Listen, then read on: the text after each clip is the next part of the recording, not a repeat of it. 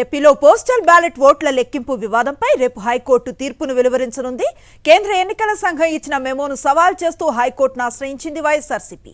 పిటిషన్పై ఇరు వర్గాలు వాదనలు వినిపించాయి. విచారణ పూర్తి చేసిన ధర్మాసనం రేపు సాయంత్రం 6 గంటలకు తీర్పును వెల్లడిస్తామని చెప్పింది. వైఎస్ఆర్సీపీ తరఫున అభిషేక్ సింఘ్వి వాదనలు వినిపించారు. ఏపీలో 5.39 లక్షల పోస్టల్ ఓట్లు ఉన్నాయన్నారు. పోస్టల్ ఓట్లను సంతకం చేసి స్టాంపు వేశాక అధికారి పేరు రాస్తేనే అది చెల్లుబాటు అవుతుందని వాదించారు. పోస్టల్ బ్యాలెట్ పై కేవలం అధికారి సంతకం ఉంటే సరిపోతుందని ఈసీఐ సర్క్యులర్ జారీ చేయటం సరికాదన్నారు. ఇదే అంశంపై పూర్తి సమాచారం అందిస్తారు మా కరెస్పాండెంట్ అశోక్. చెప్పండి.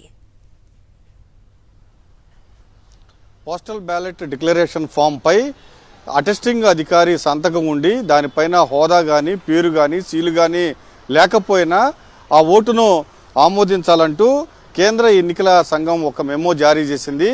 ఈ మెమోను వైఎస్ఆర్ కాంగ్రెస్ పార్టీ హైకోర్టులో సవాల్ చేసింది. హైకోర్టులో వైఎస్ఆర్ కాంగ్రెస్ పార్టీ తరఫున అభిషేక్ సింఘ్వి వాదనలు వినిపించారు. సాయంత్రం 4 గంటల నుంచి 7 గంటల వరకు ఇరుపక్షాల వాదనలు కొనసాగాయి.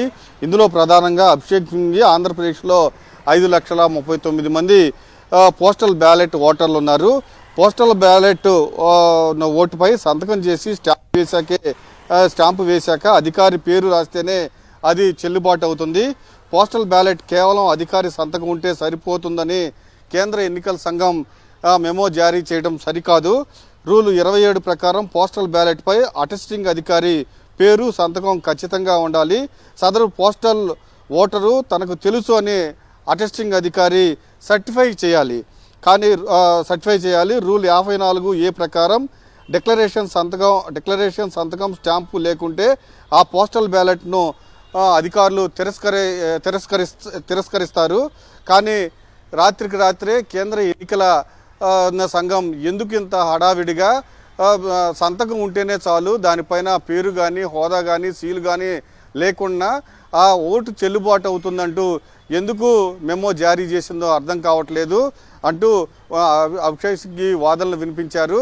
ఆ తరువాత ఏదైతే ఎన్నికల కమిషన్ తరఫున కూడా వాదనలు పూర్తయ్యాయి. ఇరుపక్షాలు వాదనలు పూర్తయ్యాయి. ఖచ్చితంగా దీనిపైన తీర్పును రిజర్వ్ చేసింది. రేపు సాయంత్రం 6 గంటల సమయంలో హైకోర్టు తన తీర్పును వెల్లడిస్తానని స్పష్టం చేసింది. Right, thank you Ashok.